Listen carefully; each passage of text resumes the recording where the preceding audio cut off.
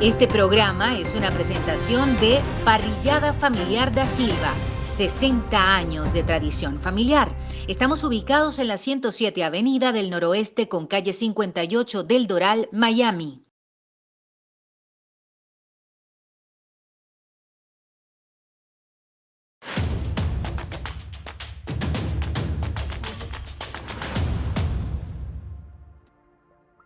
Ya pasaron las elecciones, llegó el lunes 21 y los resultados eran tan predecibles que nos atrevimos a grabar este programa unos días antes con los posibles escenarios. De manera que si usted está viendo esta entrega es porque Maduro ganó, lo cual siempre fue la primera de las posibilidades, si es que acaso puede hablarse de posibilidades en condiciones tan controladas y favorables como las creadas por el chavismo-madurismo, aun a pesar de que se sostiene en el poder gracias a un sistema clientelar y del miedo único en la región. Maduro ganó y no por ser el mejor candidato, tampoco por ser el aspirante a la reelección con la mejor de las gestiones. Todo lo contrario, se le señala por ser el gran responsable de la debacle, o al menos así lo cree gran parte de la población que todavía prefiere ver al expresidente Chávez como el santo niño de Atoche tras casi 20 años de la llamada Revolución Bolivariana, sustentada en los preceptos del socialismo del siglo XXI. Maduro ganó.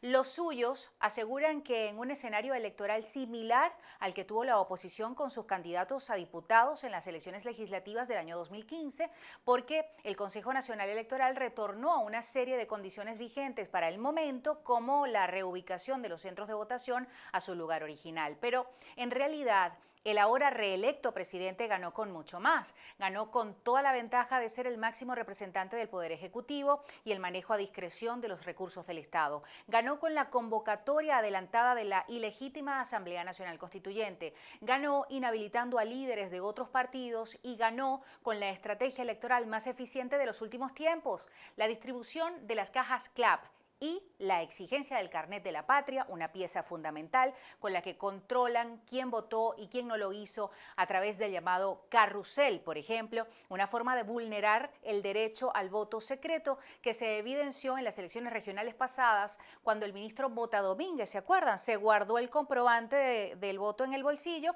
y se lo llevó al punto rojo para con él recuperar su carnet de la patria, dejando constancia de que ya había votado y por quién lo había hecho. Ganó Maduro. ¿Y ahora qué?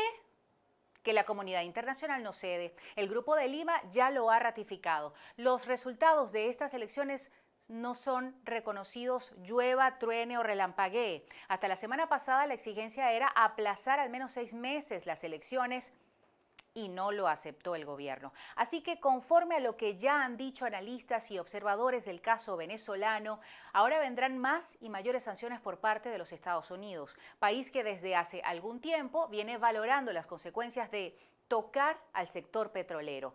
Lo que ha comenzado a ocurrir con la estadounidense ConocoPhillips al tomar el control de activos de PDVSA tras ganarle un litigio de más de $2.000 millones ya es un duro golpe que nos permite suponer qué puede comenzar a ocurrir más adelante, pues ya se ve que algunos cargueros petroleros venezolanos no navegan en aguas internacionales por temor a ser incautados.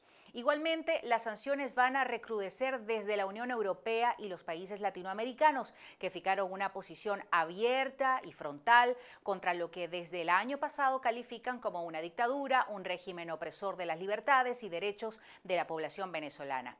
Las sanciones también tendrán mayor alcance ahora e irían ya no solo contra altos funcionarios del gobierno de Maduro, sino incluso contra los familiares de estos representantes gubernamentales.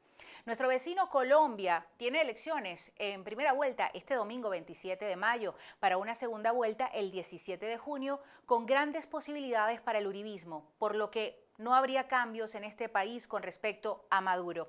En México las elecciones son en julio y aunque el izquierdista Manuel López Obrador lleva la ventaja, no se sabe hasta qué punto AMLO, como se le conoce también por sus siglas, quiera ponerse del lado de un gobierno cuyo desprestigio le sirvió para hacer campaña electoral, asegurando que llegaría a la presidencia de México, pero no para repetir la tragedia de Venezuela.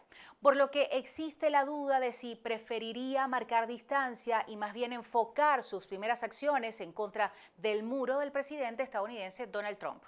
Lejos de lo que ocurriría en cualquier país democrático donde los resultados de una elección presidencial brindan estabilidad y certezas, el triunfo de Maduro en Venezuela no detiene el colapso de una nación en recesión económica desde el año 2014 y de cuya inflación el Fondo Monetario Internacional dice que podría terminar en 13.800% en este año, con una caída del Producto Interno Bruto del 15%. Y así como se avisoran sanciones por parte de la comunidad internacional en contra del gobierno de Venezuela, advertidas mucho antes de que Maduro ganara estas presidenciales, también se prevén sanciones por parte del gobierno de Venezuela en contra de la oposición, utilizando cualquier argumento. Podrían registrarse despidos en los organismos públicos como represalia en contra de quienes decidieron no votar, tal y como ocurrió después de las elecciones de la Asamblea Nacional Constituyente. Todos son escenarios ya vistos tras las consultas electorales pasadas. La diferencia esta vez es que la Asamblea Nacional Constituyente es un suprapoder que le dará celeridad a la radicalización del gobierno, sobre todo si pensamos que ya el segundo al mando dentro del Partido Socialista Unido de Venezuela asomó por ahí la idea de lanzar un revocatorio contra la Asamblea Nacional, impedida ya por un Tribunal Supremo de Justicia que actúa de la mano del Poder Ejecutivo, anulando todos y cada uno de los actos que emanan del Legislativo de mayoría opositora. Algunos entendidos aseguran que en materia económica el presidente reelecto tendrá que hacer algunas concesiones disfrazadas quizás, pero a muchos nos cuesta concebir la idea de que Maduro pueda flexibilizarse con respecto al control de cambio. Por ejemplo, la niña de los ojos de la revolución, considerado uno de los puntos de partida para enderezar en mucho esa trocha en la que se ha convertido el camino del que se ufanó siempre la revolución en su propósito de impedir la fuga de capitales de la nación. ¡Qué ironía! Mientras tanto, el gobierno de Maduro tiene un nuevo contendor, una aparente oposición representada por Henry Falcón, quien perdió la oportunidad de ser presidente, pero habría desplazado a los tradicionales líderes de la MUD y de otros sectores contrarios al gobierno nacional.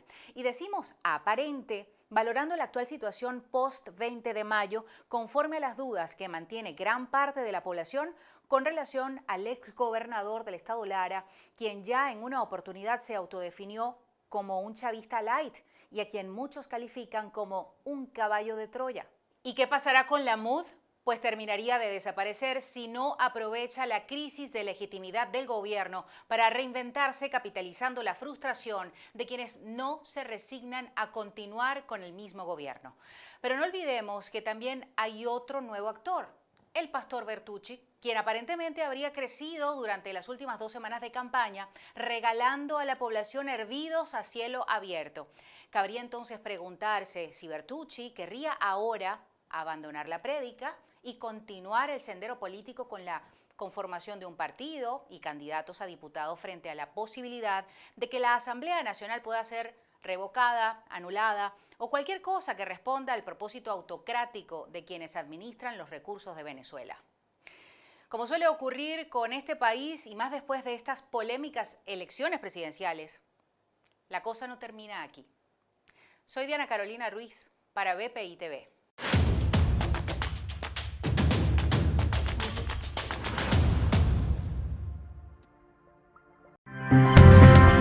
Este programa fue una presentación de Parrillada Familiar da Silva, 60 años de tradición familiar. Estamos ubicados en la 107 Avenida del Noroeste con calle 58 del Doral, Miami.